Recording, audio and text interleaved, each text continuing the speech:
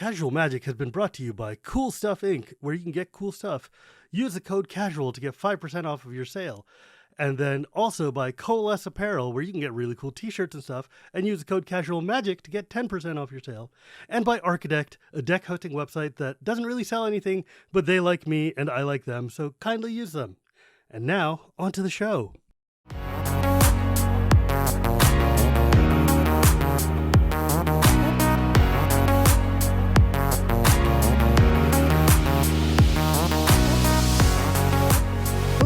Welcome to Casual Magic, the show where we talk about the fun side of Magic the Gathering. My name is Shivam Bhatt, and Casual Magic is brought to you by Coalesce Apparel, Cool Stuff Inc., and Archidect. They love me, I love them. You guys should go find the codes wherever they are. I'm sure I post them on Twitter, and support my show because that's the best way to keep the show going. I also have a Patreon that I don't talk about, even though I'm 120-something episodes in. Please, it helps. Today I have a very special guest, actually. Ben Brode, who used to it's like showed up randomly in like the commander sphere in like the past month or three out of nowhere, and I'm like, who is this guy who's got like 1 million followers and is suddenly on all of my friends' streams? What's going on? And I looked up, I'm like, oh, this is a gentleman who used to like help run Hearthstone, a game I played quite a bit before Arena came out, and was like, oh, I just want to play Magic now. But also has the most incredible like commander deck I've seen in a minute, which was forcing everybody to like interact with each other all the time, sort of like being a parent watching a bunch of children run around, shoving them into a pen and say play together. That was a hilarious deck, man. Thank you so much for joining me today. How are you doing? I'm doing awesome. It's really exciting to be here. I love playing Magic. I love Commander, and so it's been once I found out about Spell Table, it just changed the whole game up. Spell Table, yeah, man. Spell Table is one of those things where you're like, we in the Commander Rules Committee and in the Commander Advisory Group basically hold that Spell Table saved Magic.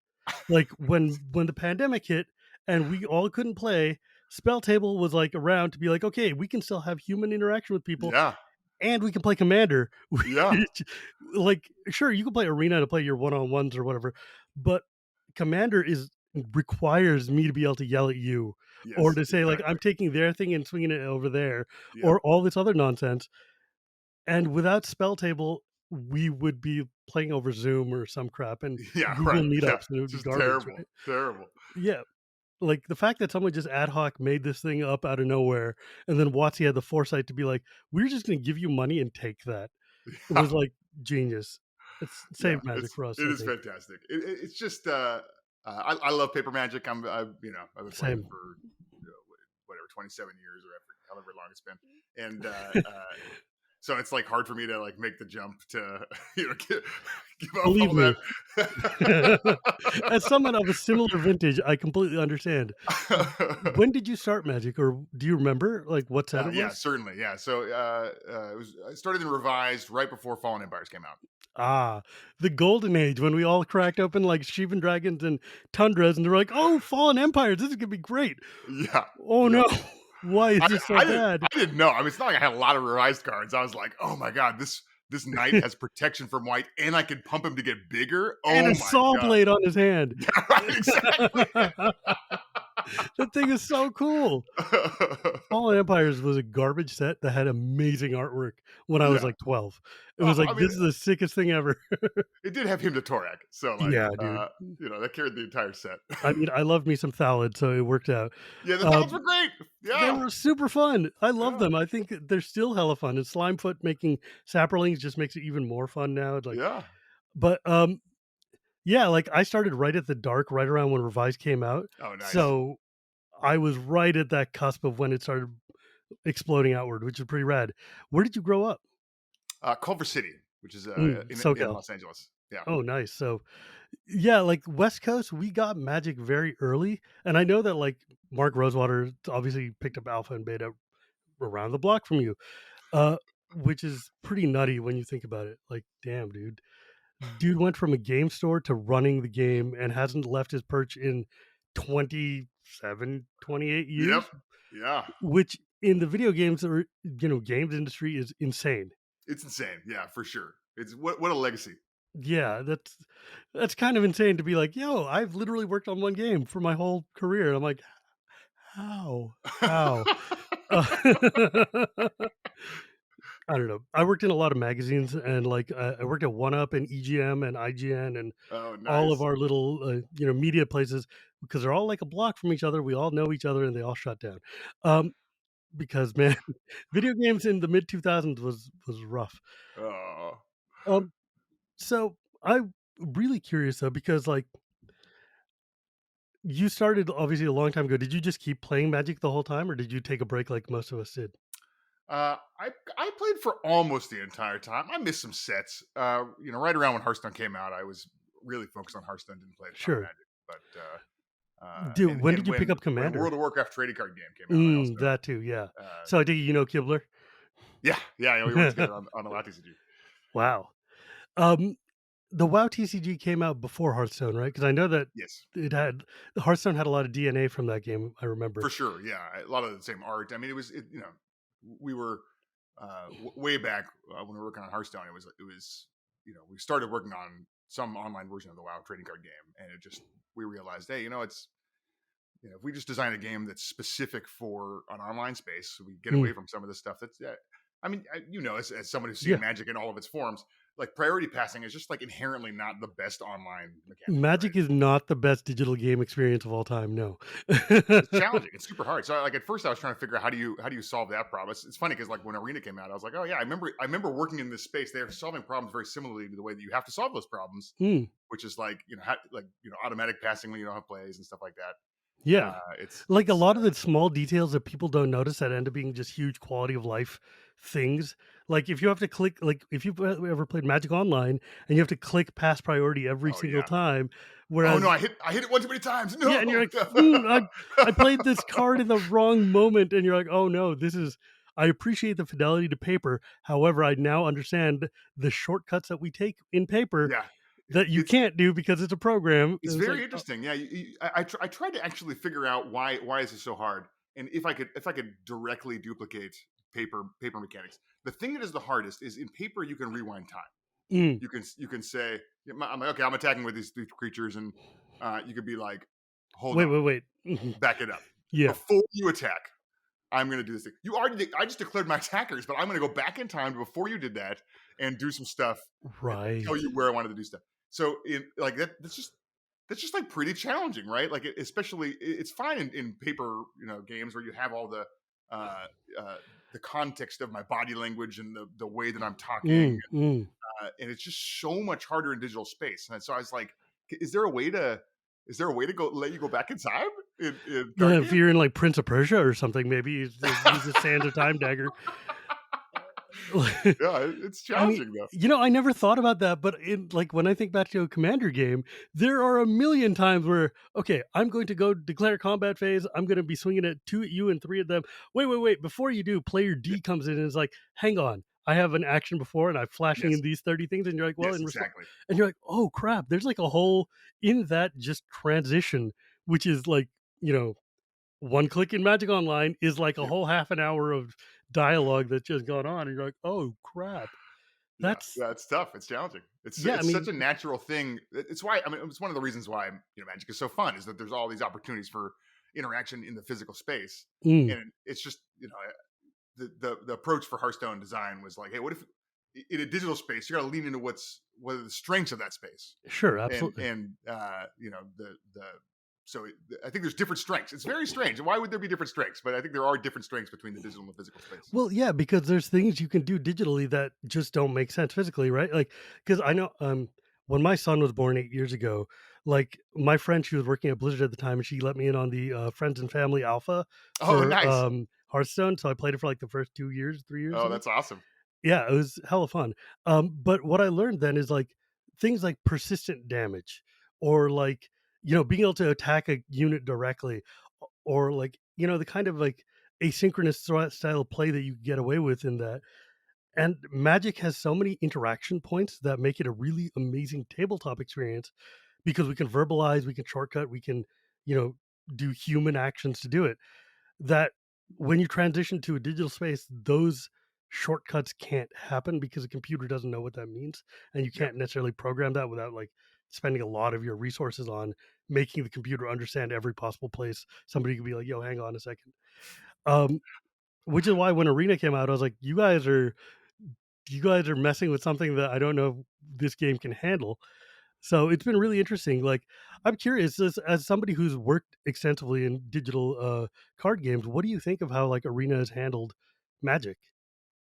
I don't play very much Arena because I'm so Mm, into physical Magic, and it's hard to fair. like imagine going and like recreating my whole Yeah, that's collection. true.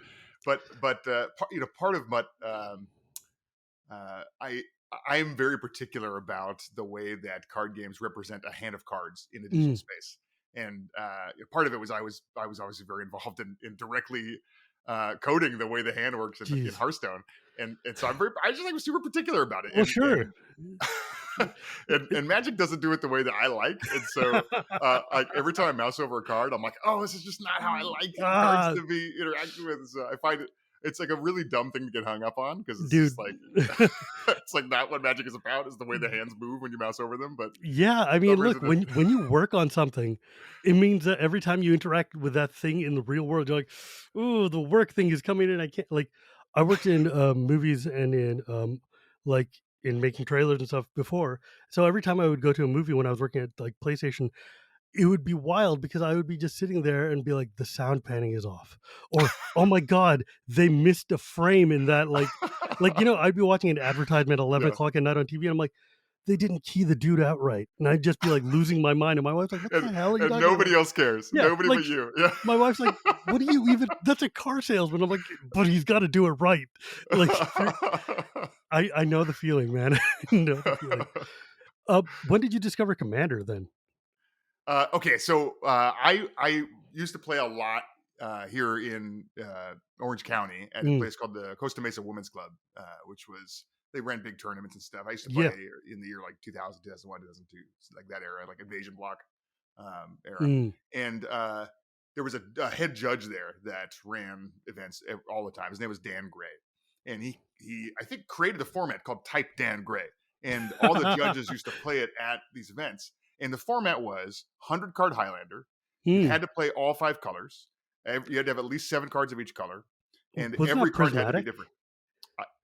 This was 2000, Yeah, 2001. So 20 I don't years know ago. when. So yeah. Right, I don't know when Prismatic came out, but you had to play all 7 cards of each color. You every card had to be different, including basic lands. You could not play more than one copy of each basic land. And the one of the kind of it wasn't a rule, but it was guidance. You had to play with like the most beautiful old school version of each card you could find. So if there was a foil version, you should play the foil version. If there was a beta version, you should play the beta version. I Uh, appreciate that. yeah, right. So and it there wasn't like a ban list. So if you had the power 9, you should jam them in there. Like it Yeah, I mean, was, where else are you gonna play him, right? right, exactly. And so I'd go to these tournaments, and I would see all the judges sitting around just playing like these incredible looking decks with moxes and dual lands, and I was like, that Hyper looks blinged out. super fun. And it was a 1v1 format at the time, but I I got really into it. I built a Type Dan Gray deck, and I still have my Type Dan Gray deck. It's like it turned into a Commander deck once Commander started getting popular. I was like, well, that's just Type Dan Gray. I just need to choose a commander, and then I have a commander deck. So I got Sweet. Chromat or Child of Alar or Well, something, and that's then I was like, all right, proper traditional 5 color, man. yeah, None of right, these newfangled things. Give me like a garbage card that I have to make.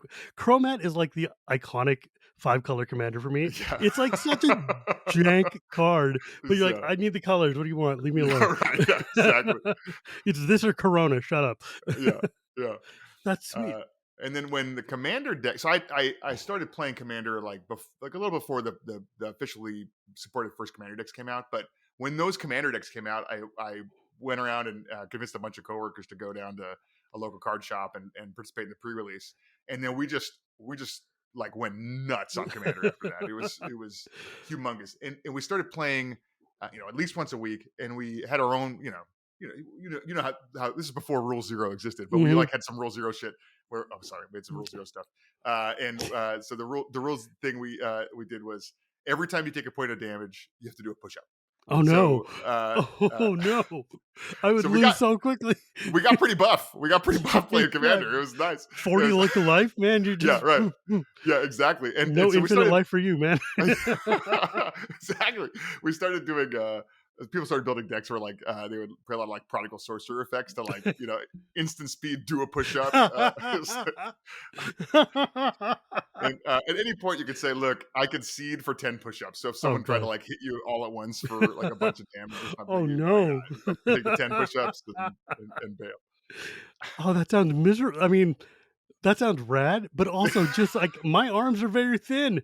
This would Well, not end well. you don't play Um, that many. You don't play that many push-up commander games and not grow, yeah, I some guess muscles. you're very, very strong at the end of it. Yeah, eventually, I could do 40 in a row. I was like, I can get the whole life pool in one go if you want to Yeah, hit me if all at somebody once. wants to, I guess poison would be really popular. It's like, yeah, please just hit me for 10. We're Well, I think good. we said I think we said poison counters were like 3 push-ups each or something, or maybe Oh, it's sit-ups, cheating. sit-ups or something. We had some other. That's awesome. I had this fantasy of playing treadmill magic, where each of us gets a treadmill, Oh and we all god. start standing. And anytime you take a point of damage, you get up the speed of the treadmill. Oh my god. I think that would be By the end of it, incredible. you'd just be flying. Yeah, Your we're cards just are like, going all over the like place. sprinting. Yeah. That actually sounds really. That sounds really clever way to get commander players off their butts and actually like doing some circulation of their bloodstream. That sounds rad. It sounds But super fun. I'm just trying to imagine though, like thinking about a commander board state while running. Like, Yeah, right. no. Yeah. Well, I used to play Hearthstone on the treadmill, right? Like Sure. you could do it. I'm sure Yeah, I guess yeah. I'm sure But it'd be like a on your little phone, it dramatic. like look, man. I played Warlock Zoo. Okay, that's not a very mentally intensive game. It's just like throw my creatures at you till you die. We're good. Yeah. It's like there's a reason why I'm like I love White Weenie in Magic. I love my Warlock Zoo decks in Yep. Hearthstone. Yep. I just want to play like 2 mana curve and call it a day. Yeah, Um, exactly. that's that sounds really fun, actually. I That know, sounds right? really Yeah. fun. Anybody listening to this who wants to do it, like you're welcome to take my idea and invite me because I want to. That, I want to that play. sounds totally nutty. That sounds like something that Ristic Sam would do. Like Ristic Sam, he's like super fit when you look at him. And you're like, Yeah. oh, okay. I could definitely see some of these like Josh Lee Kwai doing like push-ups and play commander. I could totally see that. He's like, if you've seen his arms, they're like don't they're gigantic now. Uh, holding 100 card decks, man, it's very heavy. Yeah. Right. Yeah. Yeah. Who's your commander? Oh, what was that deck that you ran against us the other day? Like, Let me pull it up. It's yeah, it was this crazy deck that just like played cards I've seen. Actually, I got to say that deck actually inspired me to build this deck that I just finished for oh, nice. Richmond. But I'll talk about that in a minute. So, like, what is this deck? Can you explain it to the people at home? Sure. So I started doing all these commander streams, and I have a bunch of commander decks, but they're I didn't think about them from the perspective of what it would be like to watch a commander game. Mm, And I thought, okay, if I'm gonna do these commander streams, I want stories, right? That's what people sure. want to watch. That's part of the Yes. reason why games that are popular on Twitch is that they create their story generation engines. Yes. Like we want drama and excitement and new things to happen. And and politics, I think, is like a very fun Mm. social stories, Yeah, right? because there's nothing worse than when you're watching. Like, I watch a lot of Magic streams. I watch a lot of Twitch as just part of being the human in this era. And one of the things is like when you're watching a good Magic stream, there's banter, there's back and forth, there's a lot of like, you know, at least there's interaction, not necessarily even on the cards, but at least human level. Like I play this, oh my god, things are happening. But then sometimes you see streams from like real hard pros who are just silently tanking for minutes, Oh and it's yeah. just like dead air. And I'm like, okay, I get it. You're incredibly good, but this is like not a good viewing experience for us. And then Yep. there's people like Louis Scott Vargas who can just like narrate his entire, everything he does and still play perfectly. But that's like a skill that none of us have, right? Yeah. It's I wonder if it's an easy skill to train. Probably not, but no, it's very hard because like chat is so easy to get distracted by. If yes, you're trying yeah. to actually play and also have to narrate what you're doing is hella hard. Yeah. I tried doing commentary on a Magic match that I wasn't even playing once, and I was like, whoa, this is rough. How do you Yeah. do this all the Oh, time? it's tough. Yeah. But yeah, so you were like, we need to see more interaction and stories. And what were your decks all solitaire before? No. I thought I had some. I think I have pretty fun decks. I generally like to play fun cards, but a lot of my decks. Maybe this is from when my upbringing in the Type 10 grade kind of environment, but I play a lot of removal. Mm. Which I think recently I've been feeling like that's pretty uncommon. Actually, I especially the streams I've been playing at, people are like, "You have a board wipe in your deck? Like, what's going on?" How What? dare you? I thought we were friends. What happened? So I was like, okay, a lot of my decks are just kind of like, a little bit trying to keep your power levels under control and Sure. play giant creatures. It's kind of my thing. Well, because I But mean, there's this philosophy in Commander right now that, especially in let's say the last 3-4 years, we've seen that there's this new rise of players who are like, look, I put these cards in my deck so that they would do something, not so that. And this is a thing that I've had a lot of trouble coming to grips with in myself, which is that we build decks in a void. We look at all the cards and we sit there and say, these cards put together will do this insane thing. And then you go and you're like, I've got this whole plan. It involves me playing 12 cards that do all these things yeah, together and right. it'll be an explosive awesomeness. And then you play the first card and someone's like counterspell. And you're like, I have no backup plan. I have like my entire life Yeah, is in right. that thing. They're like, well, can't you raise dead or do any number of things to get it back? Like, no, and then they're just tilted forever, right? Yep. It took me a long time to be like, okay, I need to accept that my things will die and Yep. that you will kill them. Yep. But it's hard because you're Yep. like, yeah, but I mean, like, even then, like, I play hyper casual, but at the same time, I'm like, look, I've got Path to Exile, I've got Sword Splashers, I've got 2 Wraths because Yep. you're gonna kill me or I can do my thing. So I need to stop you from killing me so that I can do my thing, right? My decks have like just a much higher percentage of removal than I think any other commander decks I've seen. It's Yeah, it's like it depends because like if you're playing like more nitro casual level where it's like much more higher level, you'll see a larger percentage of counter spells and like 5 or 6 individual removal and a couple of I wrath. don't play very many counter spells. Counter spells are bull. I don't want I don't to. like I don't mind if you terror my thing when it's in play, I don't Yeah, care. exactly. It feels At much least I better. got to cast it, something happened, it's fine. Exactly. If you counter it, I'm like gonna hunt you down and kill you. Like, Exactly. Or worse, you maybe discard my hand. oh god, I hate it For so much. Or mill, it's like I didn't even draw it. yeah, I didn't even exactly. get to draw it, you Yeah. jerk. Mm. I for Hearthstone, I mean, you probably noticed this. There's like basically no hand destruction. No, there's like There's almost literally none, yeah. the one card called Counterspell, and that's the only counterspell in the game for one of the classes. Yeah. And uh, uh, this was basically a philosophy that Eric Dodds, the first game director on Hearthstone, had, which was it, there's the big victory or the big loss. Did you win the game or did you lose the game? But Mm. throughout the game, there are little victories. Maybe Sure. you destroyed my big creature, or you got your combo to do something cool or something. And if you have little victories throughout the game, then the big loss or the big victory doesn't feel as bad when you lose because Yes, you still have to do your cool thing. And yes, that's kind of what terror. That's why terror is different than counterspell. Is yes. that This is my entire sure, philosophy. yeah, I didn't get I still got to play my card. I still got the little victory. I got to resolve my thing that I was excited about. Exactly. That's why counterspell is such a psychological different thing than a removal. Like if Yeah, you bounce my creature, whatever, you bounce it, fine. If you yep, counter it, then you've taken the agency away from me of being able to play it, have the satisfaction of it landing in play, doing a thing. I get it. There's reasons counterspells exist. There's reasons stifles exist. Whatever, fine. Blue has to exist. I understand. However, that's it. however, like there's just let them do the thing. Enjoy it. You're like I believe that if you leave the table feeling like I had spent my time well, that I had a good time, and that I want to play again, it doesn't matter if you actually won or lost the game Yeah, because exactly. the net value of what you did was worth it. Yeah, But if you sit there and feel like, man, every time I tried to do something, they just goddamn power sunk me and I had nothing, and you're like, why did I waste my 2 hours of my life if I'm just going to sit here staring at my hand and watch you tear it uh, apart? One of my favorite decks as a kid was like a sinkhole land destruction deck that ran Jester's Cap to try and take the Oh lands out of your God, deck before you even drew them. And it's just like today I could look back at that and say I wasn't even playing a game of Magic. Like my no. opponent literally did nothing. I just You got were to watch playing. them. You were watching your opponent just sit there and cry. Is what you Yes, were right. playing. Yeah. Look, man, I had the exact same disrupting scepter, hypnotic specter, Right. Exactly. rod. Like him to Turok, mind twist, all that crap. Like I'm like, look, the name of the game is can you get anything on the table before I get it into your graveyard? Yeah. Exactly. And they're Yeah. like, Felden's Kin. I'm like, no, I've lost. Yeah. Um, but like I just realized that it's after watching somebody play, I was at an LGS, and we were playing a 5-way game of Commander, and somebody came in with a monocolor deck, and someone else was playing like Tribal Angels or some random big reanimator thing, and they put down Iona, and they just named the color that the monocolor player was Oh, playing.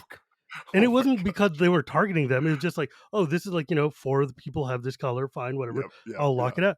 And what I realized, that other player who was a new player, they had just bought one of the monocolor precons, and they'd walked in and they're just sitting there like, they don't know how to politic. They were younger. They didn't know how to like Oh negotiate no. their way through a commander game. And they're like, so you're saying I can't do anything or play anything Oh no. unless somebody kills that and lets me join the game. Is And this they is this the left like story of how Iona got banned? Is this yeah, the this is exactly it. That is exactly the why I was origin like, story? when they created the commander advisory group, I was like, Iona needs to go, and this is why.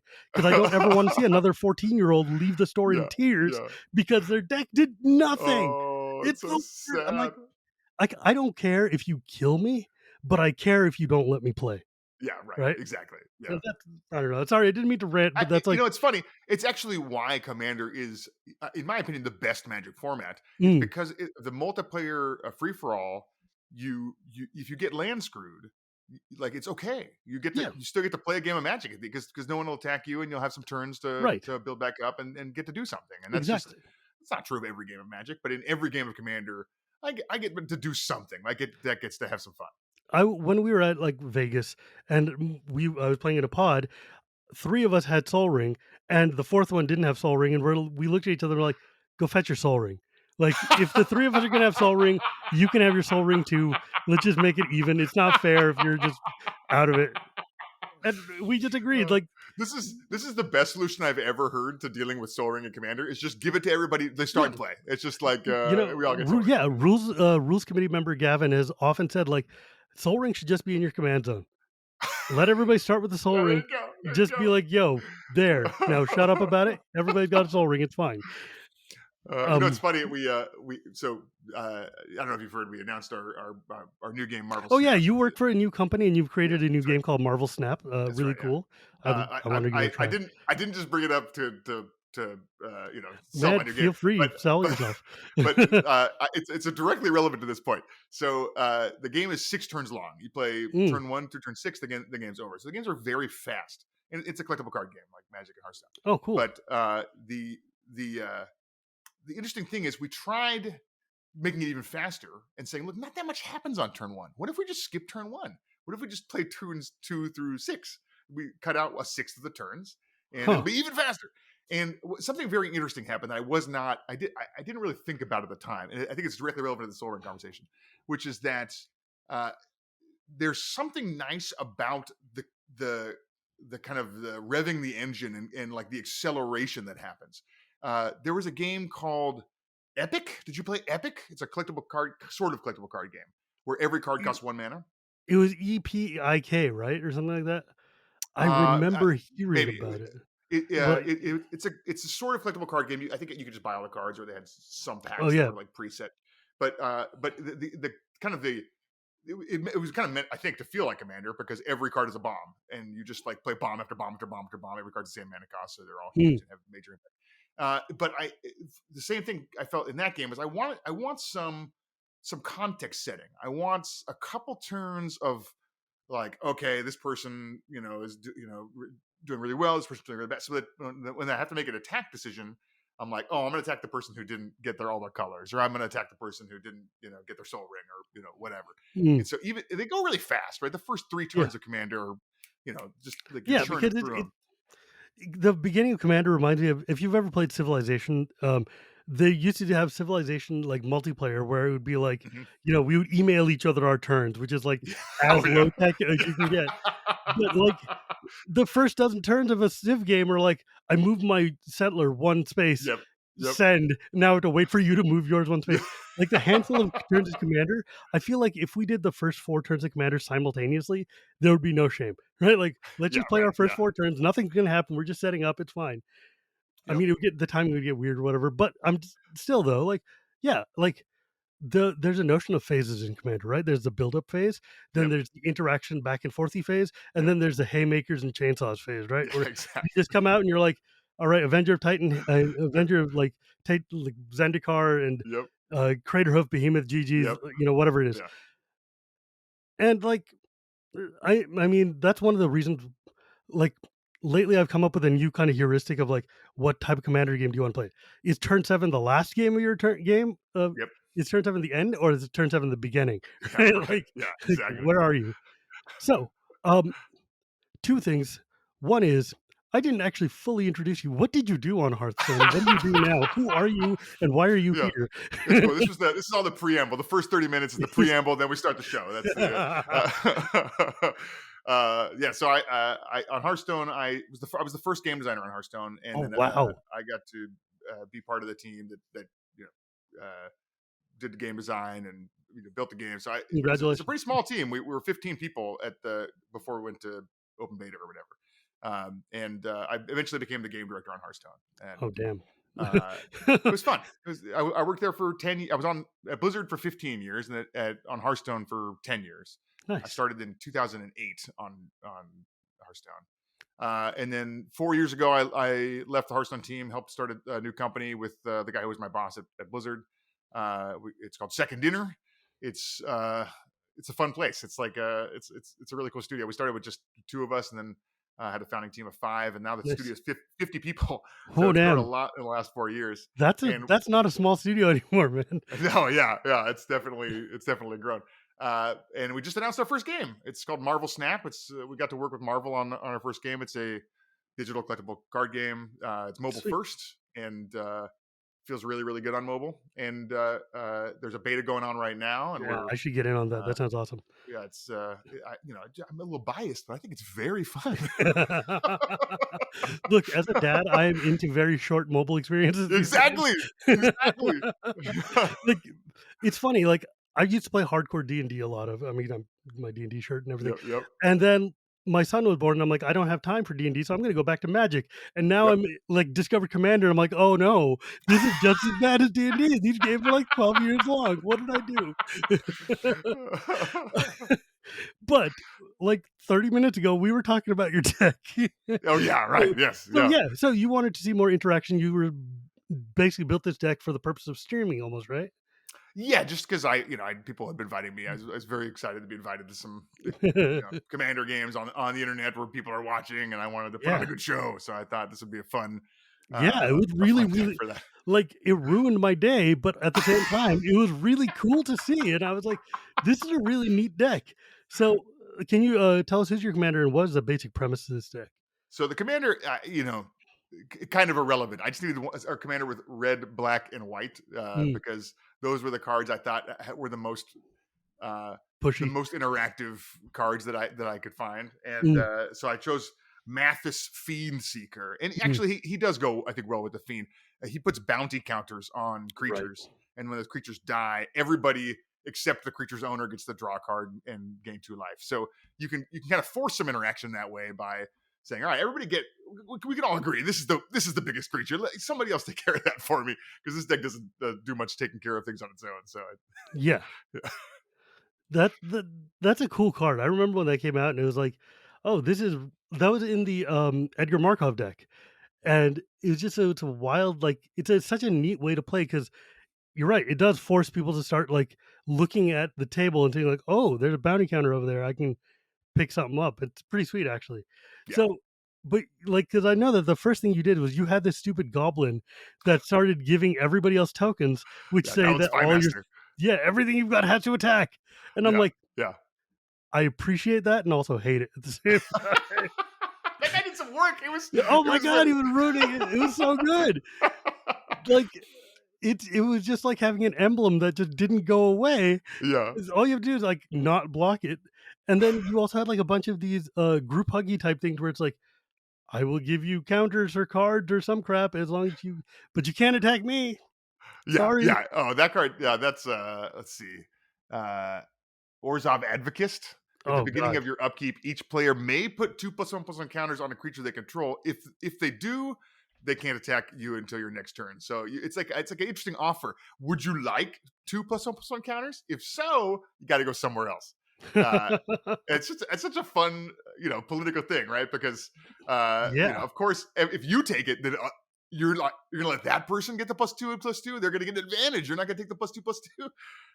It's a I like forcing players to make difficult and fun choices that benefit me. Yeah, and that was such a sweet interaction too, like, because everybody's sitting there, like, once one person takes it, we're like, "Okay, well, I guess I'll take it. Okay, well, I guess I'll Yeah, take it." right. Exactly. And then it's like, "Oh, well, wait, nobody's attacking him now. What the hell, man?" And then if you don't, you just aim all your creatures at the person who didn't take the deal because you know they're Yeah, gonna aim to exactly. attack you. Yeah, you're really gonna let me know that you're. Hey, that's part of the alliance building is something I really Oh, like yeah. about Commander, and so this was like a great card to like commit. Are you my buddy or not? Right? It You're gonna feels have like to such a declare. mafia card though, doesn't it? Like, just straight up like, "Oh, so you're not gonna take my gift. Oh, Yeah, oh, right. is it? Oh, is it? Okay. I'm just saying, like, you could have had some protection, but Yeah, now it's on you." Like, I offered the I offered the deal and you said no. yeah. GG's. It's on. That's you. You made the choice. You made the choice. There's a new card that just came out very recently that I think is exactly along this line. Weathered Sentinels. I think it's from Capenna Commander. It's an artifact creature wall. It has Defender, Vigilance, Reach, and Trample. Oh god. And but it can only attack players that attacked you last turn. And Oh, when it yeah. attacks, it gets +3/+3 and indestructible. So it's like a pretty sick wall. It like stops stuff. But if somebody dares to attack you, then they're like you The asked for wall it, stands right? up. Yeah, right. Exactly. That's that's such a perfect card for your deck, Oh damn. yeah, yeah. It went right in. Yeah, there's a bunch. Capenna had a bunch of really fun Oh, yeah, cards for the dude. deck. I mean, it's a mob deck. It's a mob set, so of course Yeah, there's gonna be a lot exactly. of cards that are like, Very "You want a political. piece of this? Really? Yeah. Okay. It's your funeral, buddy." Another one I put right in was oh shoot, what was it called? Something Truce. Oh, yeah, isn't it like, um, it's like I don't remember, but basically you and a target player draw a card unless they attack you and then the thing gets sacrificed. Tenuous Truce. Yes, exactly right. So at the beginning of enchanted opponent's end step, you and that player each draw a card. But if they attack you, you sacrifice it. So like, hey, as long as we're cool, we're each going to be drawing. We're each going to be drawing cards. And you're trying to set up some alliances. You're trying to make some homies so that nobody attacks you and force everybody else to get each other. Yeah, dude, that card is sweet because like so last week as of recording, I went up to Vancouver or Victoria, Canada to hang out with the folks who do Loading Ready Run because they'd invited me to come out to do a preview of Baldur's Gate. Oh yeah. And so I got to play it first and we got to do taping of that. Oh, And that's one of awesome. the creatures I drafted, the commander for the deck I had is Mazi, the True Sword Paladin, which is basically this Naya Paladin that says when an enchanted creature attacks one of your opponents, it gets +2/+0 and trample until end of turn. And then when an aura you control is put into your graveyard, exile it, and until your next turn, you can cast it again.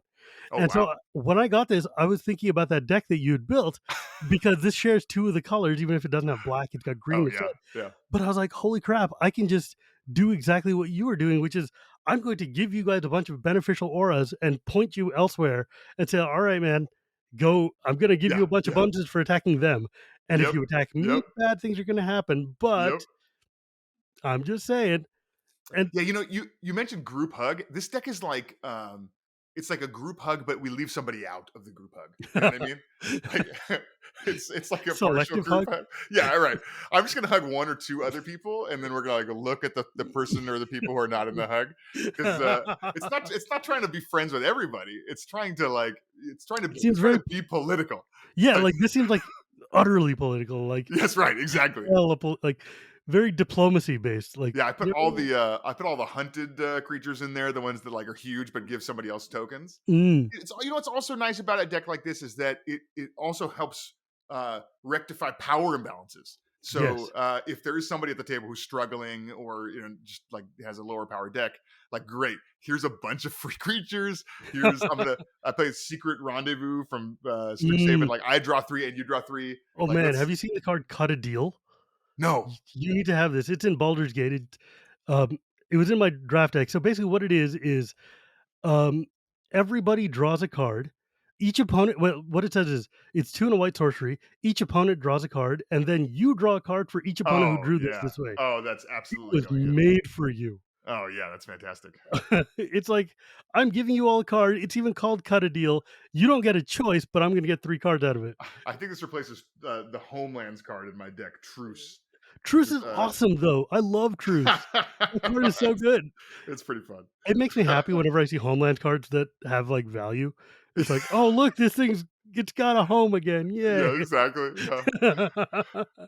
Um, yeah, dude, no, like, tell me, did you put, there's a card from Strixhaven, Commander that came out called Combat Calligrapher, which is a 3/3 white creature that, it's flying, and it says, "Inklings can't attack you or planeswalkers you control, but whenever a player attacks one of your opponents, that attacking player creates a tapped 2/1 black white and black Inkling that's attacking that opponent."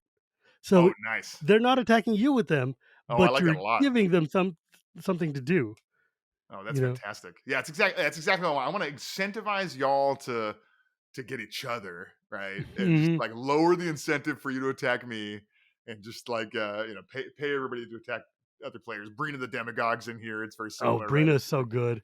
I love Love that Brina. card. I don't quite understand why that's like a very inexpensive card because I can't imagine just not putting it in every white black deck I have. Well, because Brina's text is so just like, people just lose consciousness halfway through that card. Yeah, yeah. But it's It's such a good card. Once you it's figure out what it does, it's that card is a wild. house. Yeah, It's it is absolutely so good. disgusting. Oh my god, I love that card. But it's like it's one of those cards that really does demand, like, in-person play. Like, Yeah, 'cause right. you really wanna be like, um yeah, let me read it for the audience who's because Oh it's yeah, an good idea. audio podcast. Yeah, right. God, I have to pull up Brina. Where the hell did she I go? got it here. Whenever a player attacks one of your opponents, if that opponent has more life than another of your opponents, the attacking player draws a card, and you get 2+ the most counters on a creature you control. So it's basically like, look, attack if you as long as you're attacking somebody who's got like the most life, like not Yeah, counting me, then you get a bonus, and I get a bonus. So it helps like bring down the top player. It right. incentivizes you not attacking me because you get to draw cards. It also works for me. So if I go attack the best player, then I get to draw cards and get And get plus counters. bonuses. Yeah, I love it. Yeah, Like, it's everybody loves it and nobody attacks me. yeah, dude, that card is great because it's like I love these cards that are like incentivizing you to, or not incentivize, that disincentivize you from attacking me, but not in a way that's like obtrusive. Yeah, right. Like, I think one thing that WotC's been doing lately with white, especially white and black, is they've been creating this new notion of like, you can get something as long as you're okay with me also getting a bonus off of that. Exactly. Or, Yeah. hey, go over that way and we can both benefit. And I think it's such a neat and fun way to design like cards, because especially Commander is such a social format, and you really ought to double down on the sorts of things that make it thrive, right? Like, some people don't like deal making or don't like talking to other players. And I'm like, well, maybe Commander's not the spot for you. But like, it's so cool to see cards that are like, if you do that, we can both get a thing. Yeah, Yeah. I don't know. I'm a big fan. I love it too. Obviously, this deck is all about the deal making. Uh, it's sorry. Go ahead. No, you go ahead. There's something I love about Commander is just, and this is not possible in literally any other game ever made. Is that you get to like everyone's Commander deck is completely different. Yes. Like there's so many cards throughout all of history, and all of them interact in some interesting way that I get to Yeah. go put a Homelands card in my deck, or I'm playing Bounty Hunter from Tempest, who Yes. you could tap him to put a bounty counter on somebody, and then tap him to destroy a creature with a bounty counter on it. Yes. And it just so happens that Mathas also puts bounty counters on creatures, so you get to Fancy that. it's like it's a combo that like spans 20 years or decades. something. Isn't that Yeah, the yeah. best? Isn't that the best feeling? It was wild. And Like, yeah, like there's so much to pull from in Magic history that you get to feel really creative yeah. and like a painter. Exactly. Like for instance, today I was building this Mazzy deck because I'm going to be taking it with me to Richmond, which would have happened already by the time you guys hear this. And there's this like ordeal of Heliod, which is a really crappy common enchantment from like or uncommon enchantment from Theros block, which was like if when it attacks, it gets +1/+1 counter on it, whatever. After it gets 3 counters, you sack it and you gain 10 life. And then I put Oratog in this deck. So Oratog is like eat an enchantment, gain it gets +2/+2. So what I can do is I can eat this thing, gain 10 life, and then Mazi lets me recast it again because her thing says Oh when an aura yeah. goes to the graveyard, you can recycle it over and over again.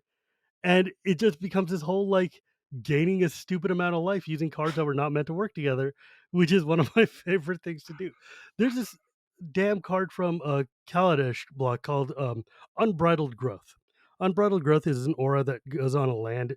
It's like tap, add one mana of any color to your mana pool, sacrifice this card to draw a card.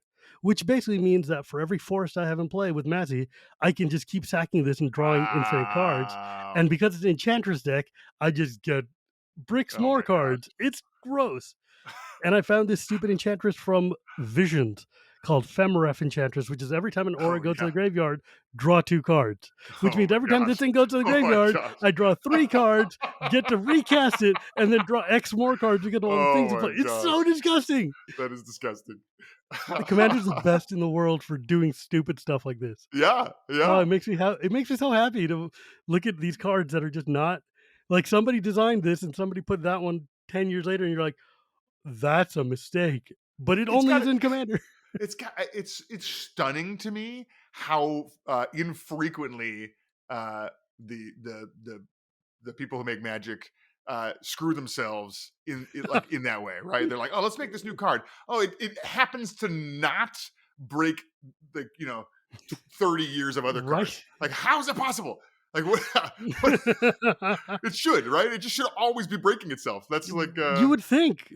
I mean, like, that's one of the things people are like, oh man, the Commander ban list should be smaller. And I'm like, the Commander ban list covers 30 years of Magic yeah, cards. right. The Yeah. fact that he could fit on a page is insane.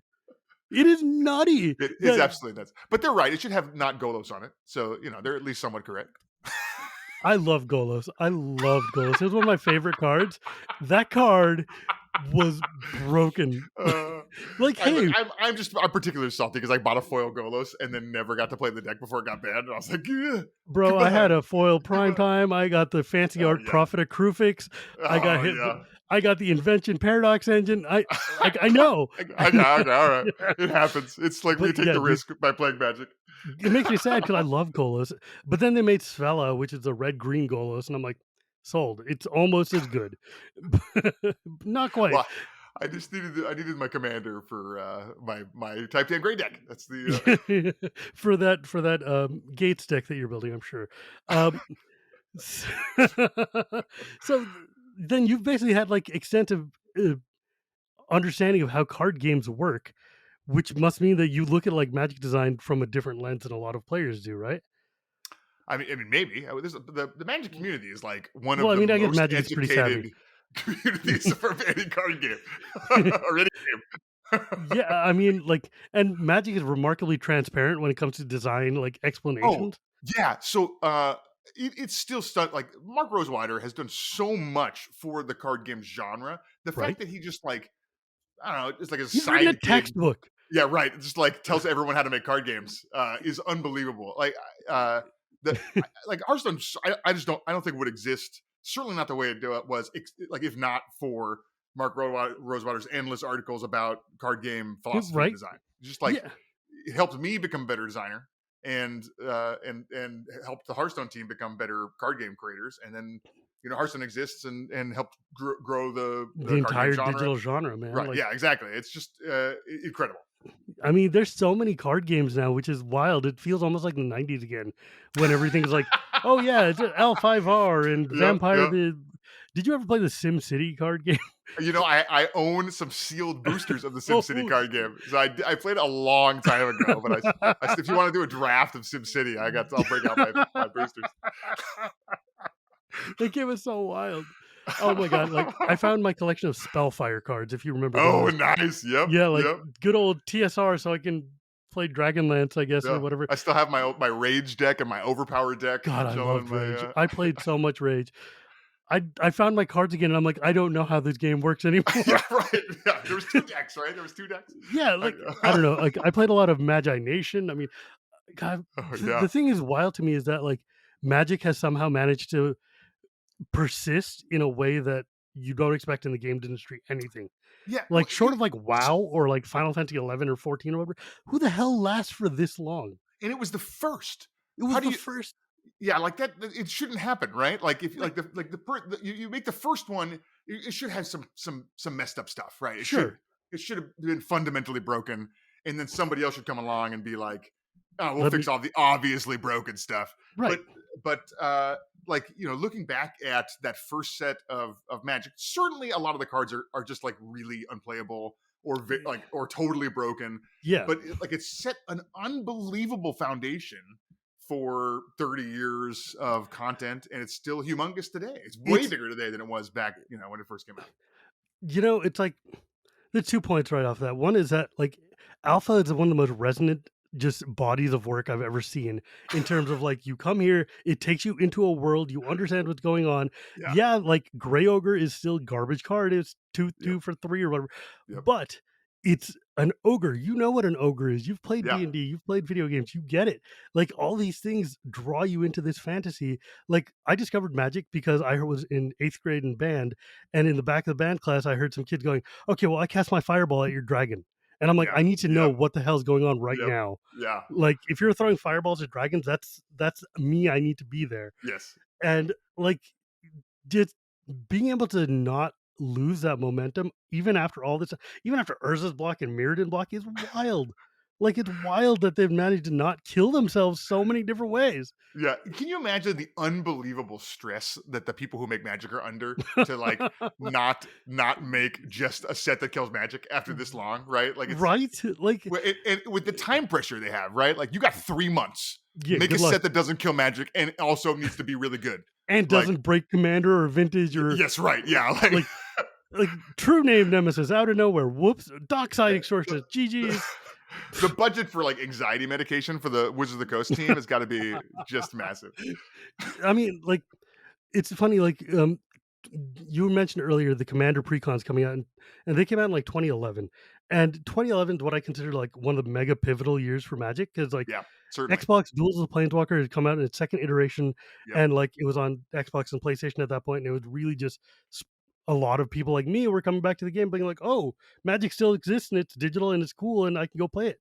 And then Commander came out that year, and Innistrad came out that year, and suddenly you're like, Yep. "Oh, this is rad."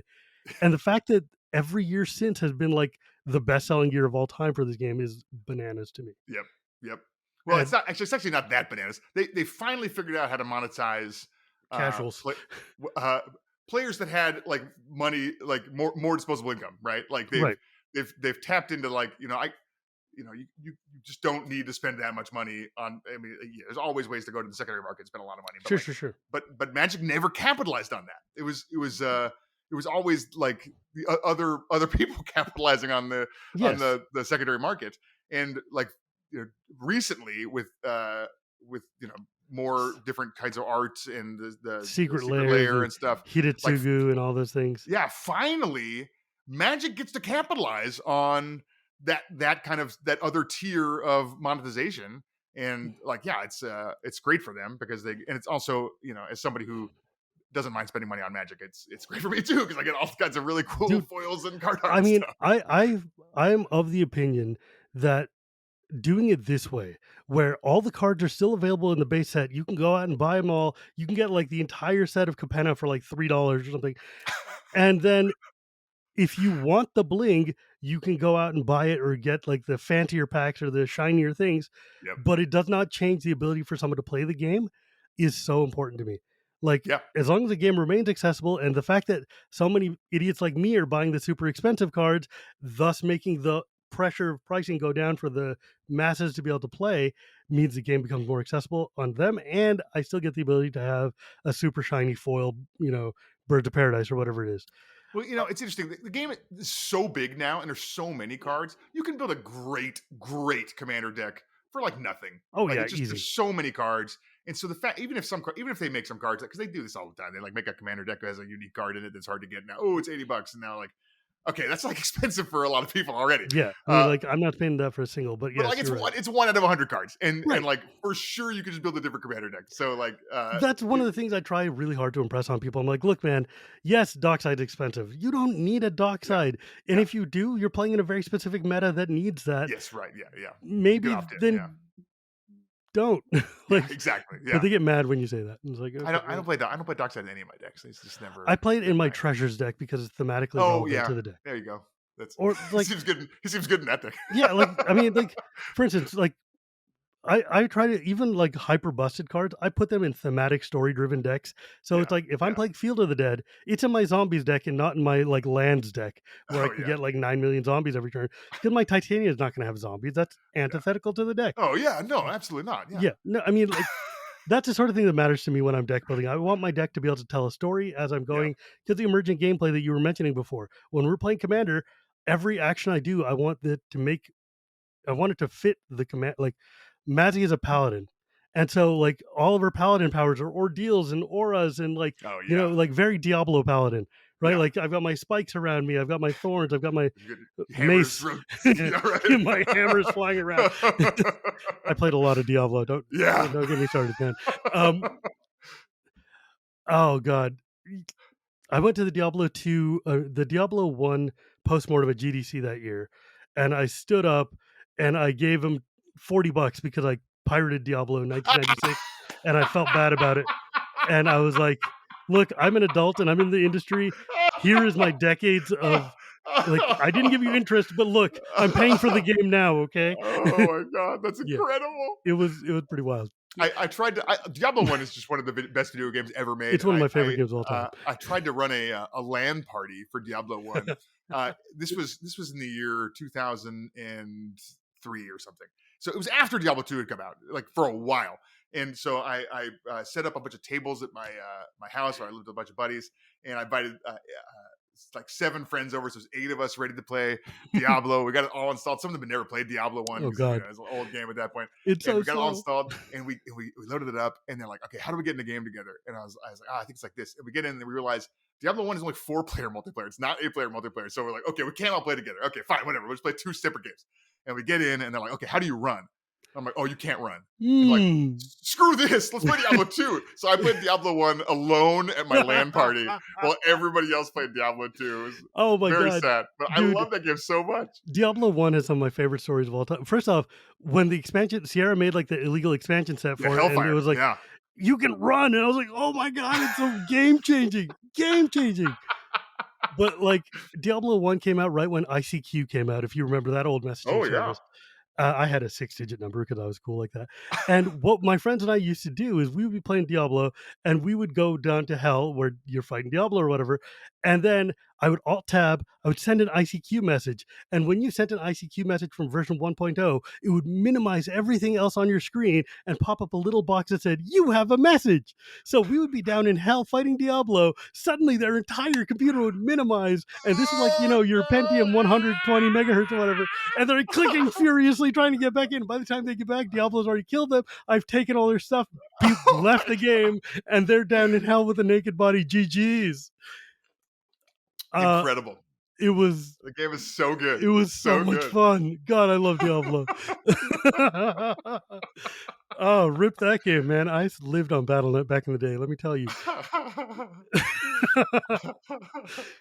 Wow. Anyways, um